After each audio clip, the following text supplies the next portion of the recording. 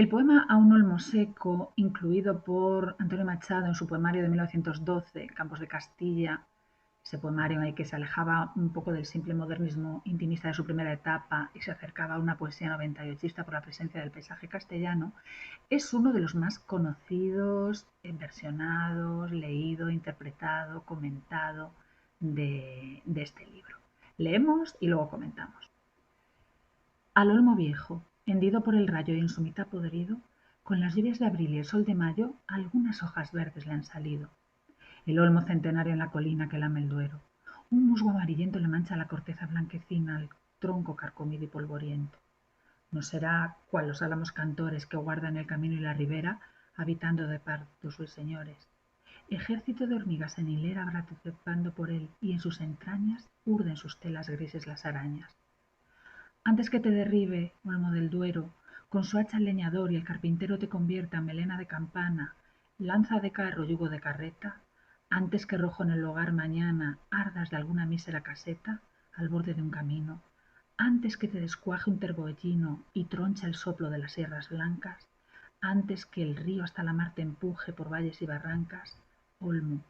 quiero anotar en mi cartera la gracia de tu rama verdecida. Mi corazón espera, también, hacia la luz y hacia la vida, otro milagro de la primavera. En este poema se pueden distinguir claramente en su estructura tres partes. Machado ya desde la disposición métrica estableció dos. Los 14 primeros versos, que tienen una estructura de soneto, dos estrofas de 4 versos, dos estrofas de 3, dos cuartetos y dos tercetos, y la segunda parte, desde antes que te arribe, desde el verso 15 hasta el final. Nosotros ahí vamos a subdividir en dos partes. La primera parte, es los dos cuartetos y los dos tercetos, los 14 primeros versos, es la descripción en tercera persona del olmo, ese olmo seco, casi muerto, al que con la primavera, con las lluvias del sol de mayo, milagrosamente le han salido unas hojas verdes. Nos lo describe pues con un musgo amarillento, con la corteza ya blanquecina, ya carcomido, ya polvoriento, a través de esta adjetivación, y lo contrapone con los álamos cantores, esta imagen de los árboles cantores, porque al pasar por los álamos del río o del camino, se oyen trinos de pájaros que no se ven y pues parece que fueran los árboles los que cantan. Pues estos árboles cantores tienen pardos ruiseñores dentro, el olmo no, el olmo lo que tiene dentro son hormigas y arañas urdiendo sus telas. En la segunda parte ya habla en segunda persona al olmo, hay una apóstrofe al olmo del Duero y a través de la anáfora antes que, imagina cuál será el final, pues que un leñador lo corte y un carpintero haga con él pues una melena para campana o una pieza para el carro, antes de que lo quemen en alguna caseta, antes de que tal vez pues la tormenta lo arranque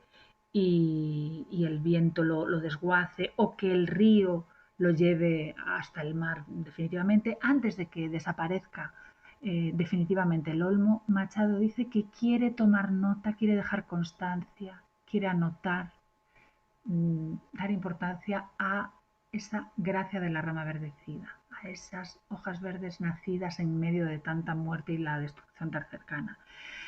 Y en la última parte, que son los tres últimos versos, del 28 al 30, Machado ya habla en primera persona y dice que su corazón espera también hacia la luz y hacia la vida otro milagro de la primavera, que él quiere dejar constancia, que él necesita aferrarse a esa esperanza, esa imagen de esperanza que le da el árbol en ese momento, porque él necesita otro milagro. Dicen muchos críticos, por anécdotas, cartas escritas, que este poema se escribió el 4 de mayo, saben la fecha concreta, el 4 de mayo de 1912, cuando Leonor estaba ya muy enferma, y que Machado, pasando por la Alameda Soriana, actualmente en la Alameda Soriana hay un monumento al lugar donde estaba este olmo, ahora ya desaparecido, vio este olmo medio muerto al que le habían salido unas ramitas verdes y quiso ver una imagen de esperanza. El milagro que él espera hacia la luz y hacia la vida sería la curación de Leonor. Por tanto, Machado convierte este elemento que él se encontró en el paisaje en un símbolo de eso, de la esperanza, incluso en las circunstancias ya más extremas y más adversas. Otros críticos quieren ver efectivamente en el olmo un símbolo también de la esperanza, pero para España. Como 98ista, Machado estaba preocupado por la situación de decadencia, de atraso, de incultura, de corrupción de España,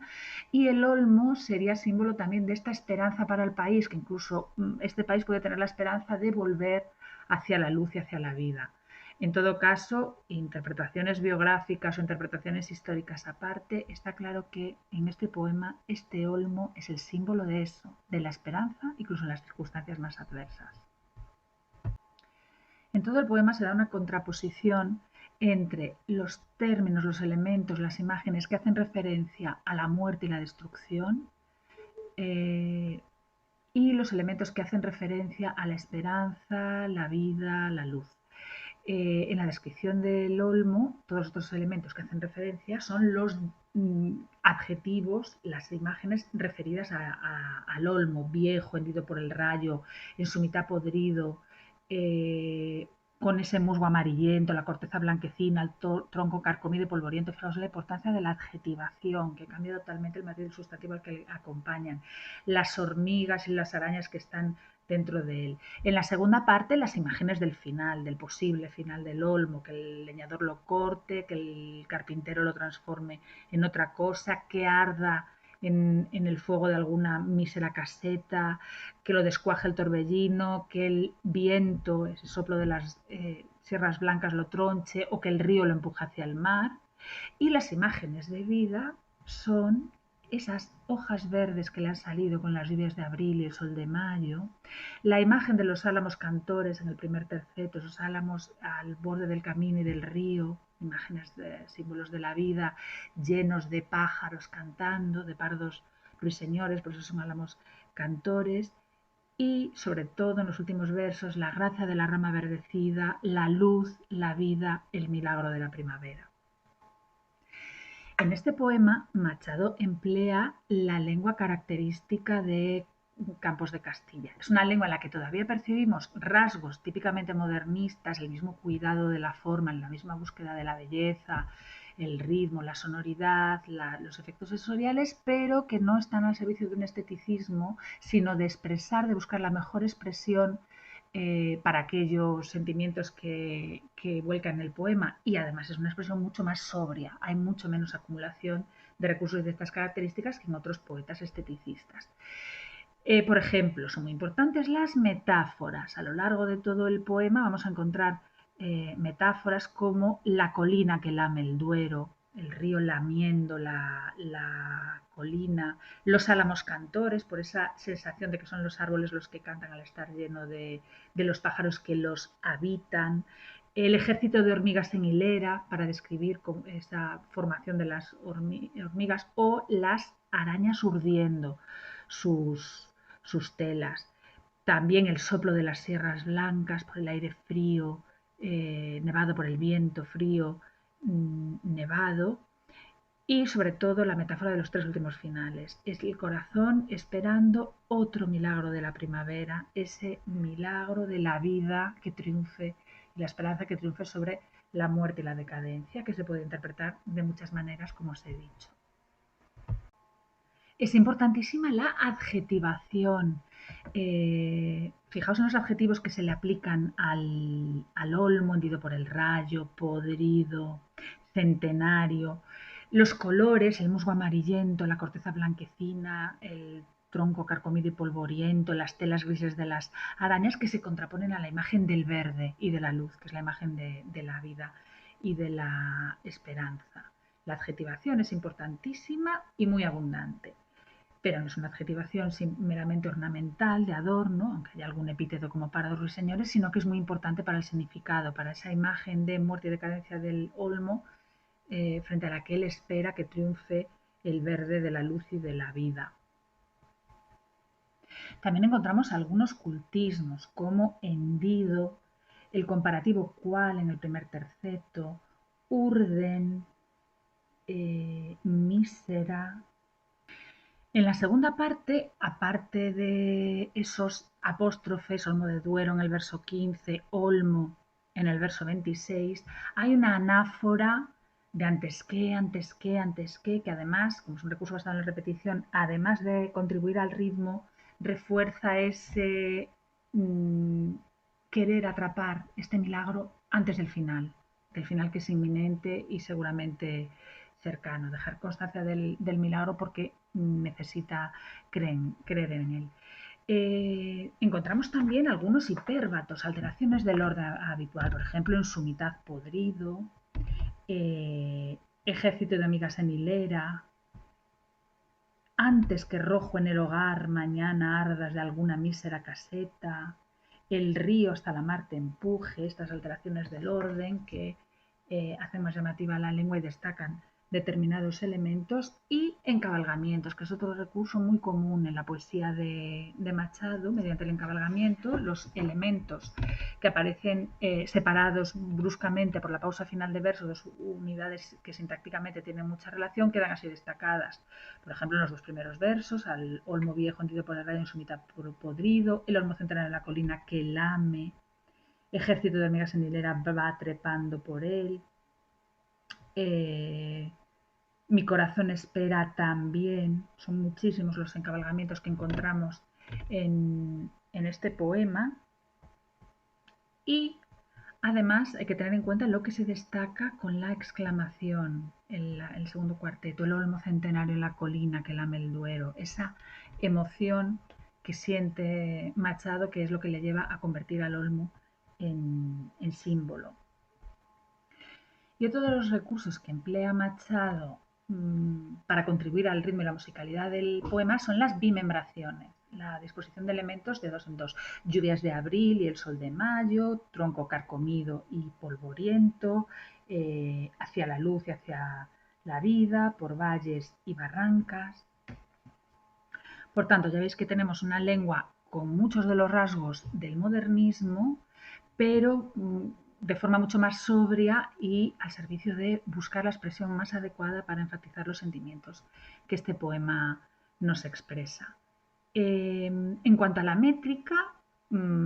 utiliza todo el rato versos en decasílabos y heptasílabos, esta combinación clásica de la literatura española desde que se importó en el Renacimiento, en el siglo XVI, de la literatura italiana. Son 30 versos y por la métrica ya veis que se diferencian dos grandes partes, los 14 primeros versos que constituirían un soneto, pero que presentaba unas cuantas variaciones respecto al soneto tradicional. Hay dos cuartetos y dos tercetos, pero los cuartetos no son cuartetos, son serventesios, rayo podrido, mayo salido, y los tercetos también tienen una disposición de rimas poco habitual en los sonetos clásicos, cantores, ribera, ruiseñores, hilera, entrañas, arañas. Además, presenta otra variación, tiene rima consonante perfecta, eso sí, todo el poema, los 30 versos tienen rima consonante perfecta, y es que el segundo verso no es endecasílabo, es un heptasílabo. Esto, los sonetos tradicionales están compuestos en endecasílabos todos. La segunda parte, desde el verso 15 hasta el verso 30, sería una silva, una combinación libre de versos endecasílabos y heptasílabos. Es una silva, lo único que todos los versos tienen rima consonante, Duero, carpintero, campana, mañana, carrera, etcétera, etcétera, etcétera, excepto el verso 24, que queda suelto, es el empuje. Por tanto, se usa la métrica tradicional, pero se introducen algunas variaciones, que eso también es típico del modernismo y de Machado, para buscar la sonoridad, la musicalidad, el ritmo del poema, que es tan importante en los poetas simbolistas, introducen variaciones en las estrofas tradicionales. En este caso, combinar el soneto y la silva en una misma composición. El soneto tradicional es por sí solo un poema completo. Aquí tenemos el poema, el soneto y luego la silva. Y al introducir esas variaciones en el soneto, pues la disposición de rimas, que no es muy habitual, y el segundo verso, que es un verso heptasílabo y no endecasílabo como el resto.